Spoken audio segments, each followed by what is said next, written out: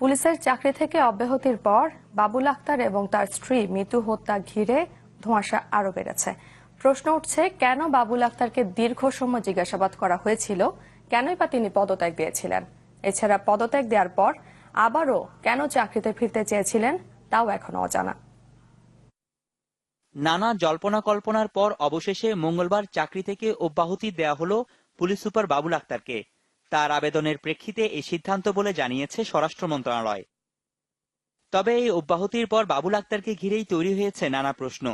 কেননা 15 ঘন্টা জিজ্ঞাসাবাদের পর তিনি অব্যাহতি চেয়ে পত্র দিয়েছিলেন, আবার কেন তার কিছুদিন পর চাকরিতে ফিরতে চেয়েছিলেন তা এখনো রহস্যময়। এসব বিষয়ে পুলিশ স্পষ্ট কোনো ব্যাখ্যা না দেয়ায় পুরো বিষয়টি জটিল হয়ে উঠেছে বলে মনে করেন কেউ কেউ। তার অব্যাহতি দেওয়া বা উনি অব্যাহতি চাওয়া দুটোই কিন্তু প্রশ্নবিদ্ধ।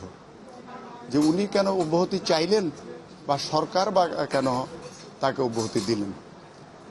এখন সে যদি প্রকৃতপক্ষে মানুষ যেটা ভাবছে, অনেকে বলছে যে খুনের সাথে ওনার সম্পৃক্ততা আছে, আবার অনেকে বলছেন যে খুনের বিষয়টাকে মিনিমাইজ করার জন্য তাকে চাকরি থেকে বিদায় করে দেওয়া হয়েছে।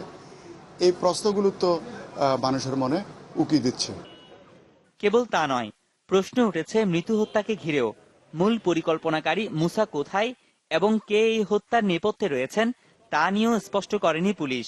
এই আইনজীবীর মতে, দ্রুত এই ব্যাপারে স্পষ্ট না করলে এই ঘটনাকে ঘিরে দিনে দিনে বাড়বে নানা প্রশ্ন। তদন্তকারী সংস্থা যতই তাড়াতাড়ি রিপোর্ট প্রকাশ করবেন ততই এটা সুরাহা হবে। তো এখন প্রশ্নটা হচ্ছে, যারা দায়িত্বপ্রাপ্ত নিয়োজিত কর্মকর্তা আছেন তাদের কোনো দীর্ঘসূত্রিতা আছে কিনা, তাদের কোনো গাফিলতি আছে কিনা।